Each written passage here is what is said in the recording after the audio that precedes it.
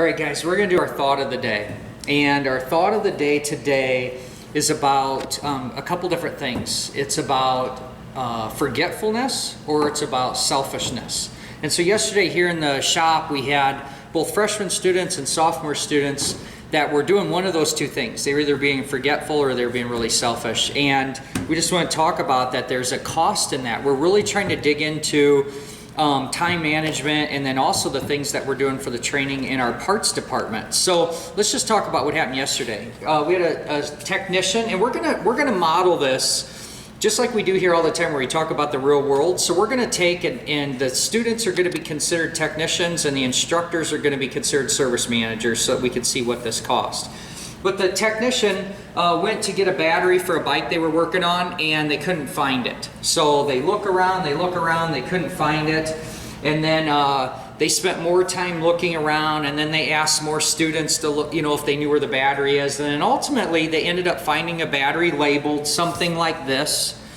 It didn't say bad on it. They found the battery, and it just had a date and the model on it, okay? So if you kind of look over here, you can see our battery area. We have bad batteries, they're supposed to be underneath. Needs charged and charged. What would you guys say of this area? How does it look right now? Messy. Would you say that that's selfish? Mm-hmm. Yeah, I believe it's really selfish, okay? Because you're trained in these shops to have some organization. Let me tell you what your dealers want. Your employers want, more than anything, you to have strong soft skills. That's the thing we've been talking a lot about in the last few years. You need to be organized. You need to have good documentation. You need to have good communication, and you need to have a method to what you're doing here. And you can see this is all about saving time. This is all about being more profitable as a technician, as a business. So this isn't being handled very good. We have something unique here, and so this part is more for students here at the college. And this may seem kind of crazy, but we have a sign-out sheet for the batteries. And the thing is that we have here, and maybe large dealerships would benefit in this, is that we can have as many as 40 people trying to use the same tools, the same motorcycles, and so on. And if you're trying to get a lab done, or you're trying to diagnose a motorcycle, and you think, oh man, I just need a battery so I could use some jumper cables and keep on with my testing and not have to wait, you want to be able to move forward with that. Does that make sense? Now the thing about it is, we all want to be able to share. If I have a battery over here that's been charged and is not needed because we're still waiting for a tire to come in or something else, dang, grab the battery, team up, throw that football back to each other, and then let that go on. But if I come over here because my tires come in now and I want to finish servicing my motorcycle, and I gotta go look for this, and that battery is left inside a four-wheeler, and you forgot about it, and you put it back into storage or back into the service department or something, it's lost time, right? Does that make sense?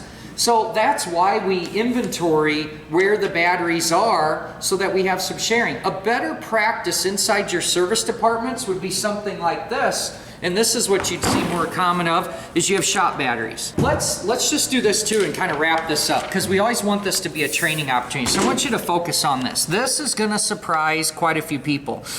We took yesterday's issue of that missing battery, and we broke it into two different possible scenarios. Scenario one is what we actually did. We had two instructors, or service managers, if you will. We had 5 students involved. And then this was the labor involved. We had 2 instructors that wasted at least 15 minutes, and this is based on a $50 an hour shop rate. We had the two managers, if you will, wasted time talking back and forth. Well, did you really put a battery in it? Are you sure you put a battery in it? So then we had one technician go look up the previous paperwork to prove, yes, a battery was put in it. We even still had the box here.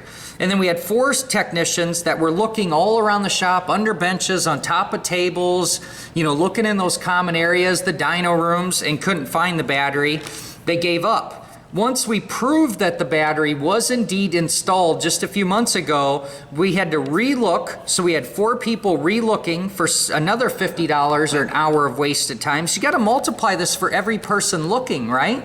Every person wasting time. When you load a bike in the back of a truck and it takes 2 technicians to do that, that's times both technicians is what that costs that business. Does it make sense?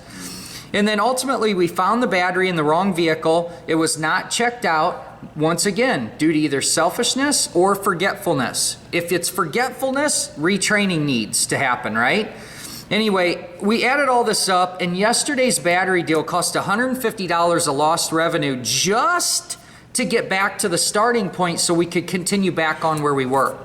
Let's look at another scenario, and this is probably the more popular one that actually happens in shops. We're not going to waste all that manpower and that people. We're going to go, oh, somebody stole it, something, it just doesn't make sense.